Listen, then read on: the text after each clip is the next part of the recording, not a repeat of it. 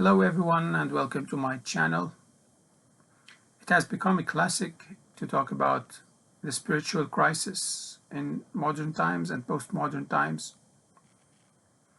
But one question I came lately or recently to think about, which is how much we simplify the past and at the same time idealize the past. Because if we use our standards today to the past, our image about it or our idea about it will differ a lot. For example, in modern times, we tend to think about religious experience in an individual way.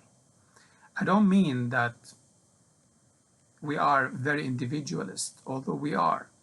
But I mean, even if we take it in a more traditional way, in modern times, we focus a lot on the individual devotion that each and every person needs to take part or participate and have a personal devotion at home and to think about everything like in politics, about family life, about national and public life in a religious way, rational religious way. But if we think about medieval times, this way of thinking was not available for lay people, which were like maybe 99% of the population. Most people maybe couldn't read and write and couldn't read their religious texts, let alone think about politics in religious language and terminology. So when we say today that people had spiritual life back in, let's say, year in 10th century, it's very anachronistic to think about that or to say such a thing. Because, first of all, we don't know what people really believed. When I studied folklore, and I was studying about Russian medieval times. I studied about something called Dvaiverye, which means the double faith, that people were Christian officially, and they used to have old ancient pagan rituals in their daily life. And I claim that I come also from semi-traditional background, and I'm aware of more traditional communities. And I would say that double faith is something very common. Like people say that they believe, let's say, in God, and they do. I'm not saying that they lie about that. But in daily life, in day-to-day, and sometimes if we discuss something together, one discovers sometimes that maybe they don't believe of what they claim they believe about. Like, for example, sometimes you might discover that some people who are, I'm talking about average people, like lay people, like simply educated, nothing special, that they will defend their faith, but at the end of the discussion, you discover that they might not even believe in immortality, that they think that after death, we just decompose. And they don't have any problem with that. Like, they don't feel that they have contradictions. This is very, I would say it's intuitive. They say things like intuitively. They don't think about them. Although they confess to be part of a religious group and they go to the church and I would say they are faithful. Like, they are not trying to deceive anyone. But it's intuitive life, I would say. they believe in something, and they believe in something else, and this might be contradictory, because we can claim that traditional life is like that. It's not rationally ordered in a way that everything is consistent. This is very modern. So if we take what we require today of people and try to apply it to medieval times, it doesn't work. Like, literally, we don't know what people believed in medieval times. And even if, of course, we read history books, we read memoirs of some men of letters, and we read a lot of treatises and things, but this doesn't give us, in fact, any real idea about what people really believe, like existentially speaking. So I'm afraid that we really tend to idealize the past, and we try to project our standards on the past, and we start to dream. And in fact, instead of writing poetry about that, and this is legitimate to do that, we start to write history and start to visualize and imagine how people lived. In fact, in modern times, it's the first time ever in history that so many people started to read and write. And it's maybe the first time, not maybe, it's for sure, certainly, it's the first time in history that we have this number of people that write diaries, memoirs. We have social media, we can say what we think. And it's maybe the first time in history that we can know, and we can use even cookies to know how many or how people think and what they believe in. And maybe we have, for the first time in history again, the thoughts, the tendencies, the desires, the real beliefs of millions of people, if not to say billions. We don't have such a data about medieval times or ancient times. We can't know what people really believed. It's all projection, and unfortunately, sometimes it's deception. We idealize the past, we project our ideas on the past, or sometimes deliberately we use what we think today to marketize or to market our ideas about a past we imagine. For example, some conservatives would say, let's go back to traditional family life. And they start to speak about ideal things, about love, about mutual sacrifice, and they forget that these things are in books, not in real life. Real life is full of strife, full of hatred and love, of course.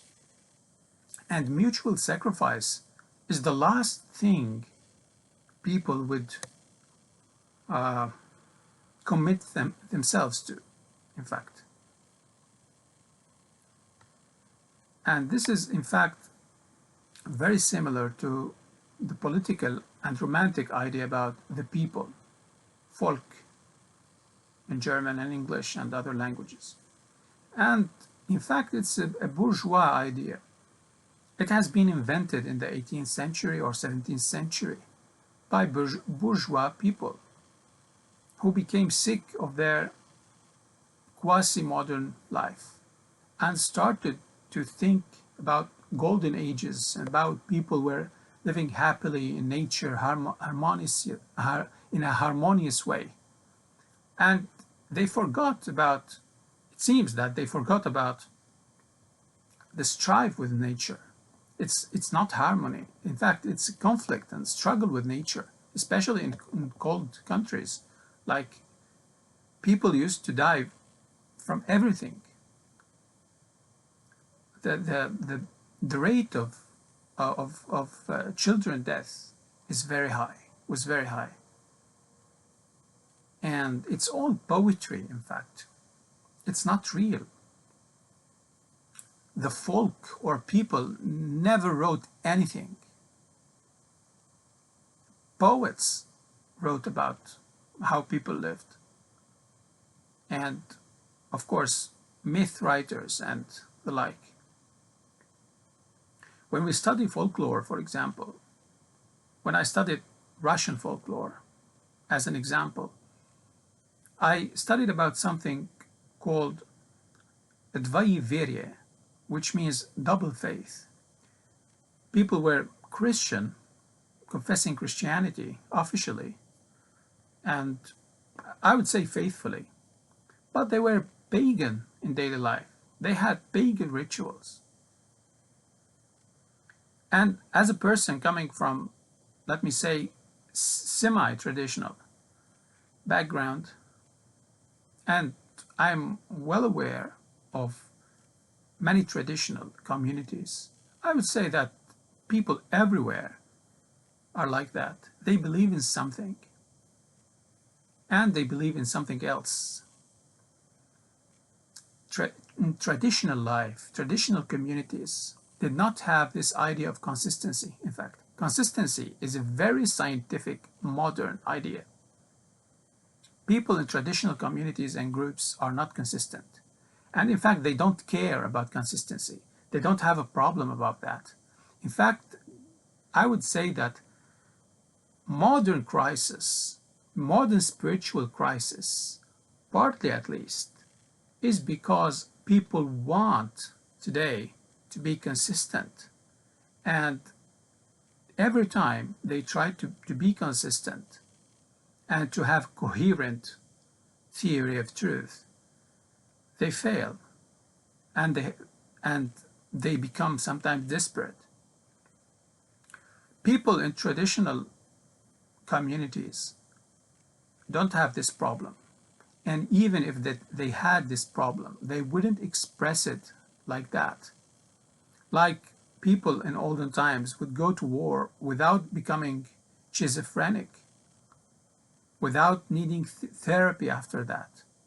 And even if they needed that, we wouldn't know because they wouldn't express it in this way. Like, they would claim, for example, that they are possessed by a devil or something, or a jinn, but they wouldn't use our language. So we wouldn't know that they had these problems. Not before a very meticulous study. So what I'm saying is that let's not project our modern standards on the past, because I think if we have a time machine today and we went back to, let's say, 13th century, sorry, I think that we would discover that intelligent people back then had in fact the same problem,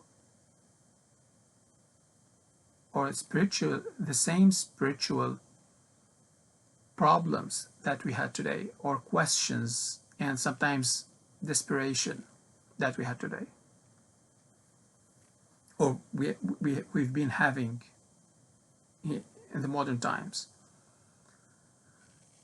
As for lay people, as I said before, I don't think we can know what they really believed.